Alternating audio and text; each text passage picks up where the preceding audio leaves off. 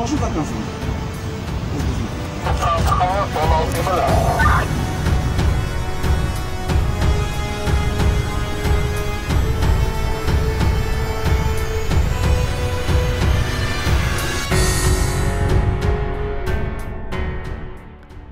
Ири жол кырсыктары, ишке ашпаган коопсуз шаар долбоору, пара алган кызматкерлер. Ички иштер министрлигинде жүргүзүлгөн реформалардан кийинки жыйынтык ушундай. Анын айынан ар дайым коомчулуктун ачуу сынына кабылып келет. Коопсуздук кеңешинин жыйынында мамлекет башчынын сынына да бул тармактын өкүлдөрү туш болгон. Ар ким өз өзү менен мен сага тийбей, сен сага тийбейин, унчукпайсыңар, бири-бирине коргойсуңар. Жыйынтыгында коррупционерлер мамлекет кызматта тургандар кармалып айтат. Айрыкча өзүңөрдүн укук коргоо ичиндеги органдагы коррупциялар тазаланбай атат. Бул тармакта реформа жүргүзүү аракеттери өлкө эгемендүүлүктү алган жылдардан бери эле башталган. Бул жылдар аралыгында жол кызматынын аты бир нече ирет алмашты.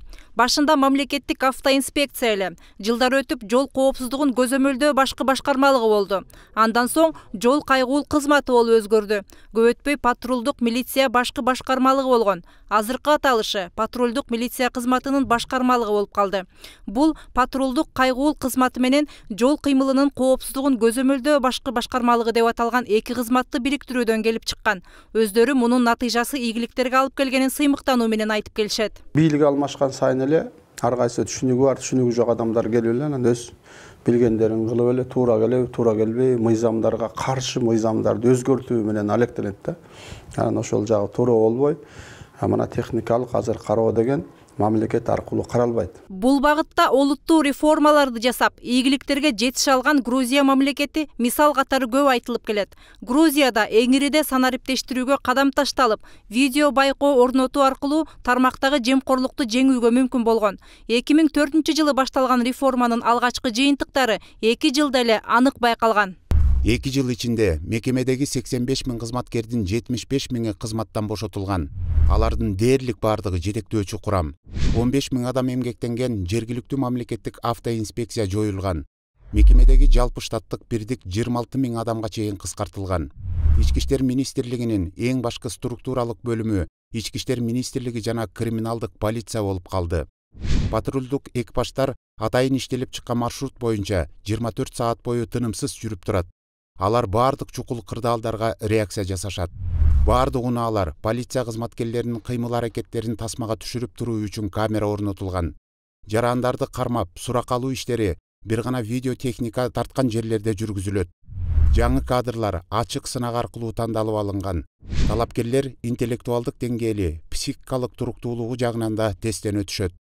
Иштеп жаткан кызматкерлерге Ички иштер министрлигинин башкы инспекциясы тарабынан ар кандай кырдаалдар уюштурулуп, паралабы, укук бузабы текшерилип турат. Мындай сыноолор болуп турарын билген кызматкерлер терс иштерге баруудан карманышат.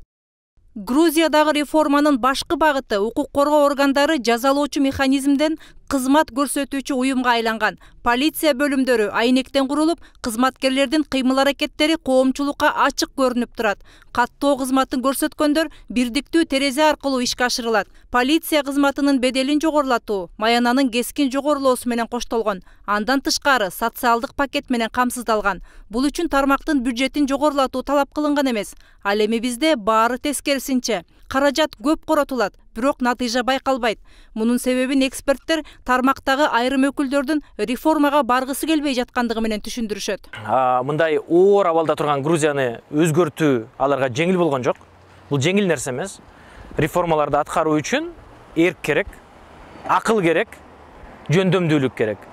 Тилекке каршы бизде ушул багыттарда аксап турабыз. Тармакта реформа болбой жатканынын себебин айрымдар жогорку бийликке байланыштырып, президент гана ишти артка тартып жаткандай көрсөткүсү келүүдө.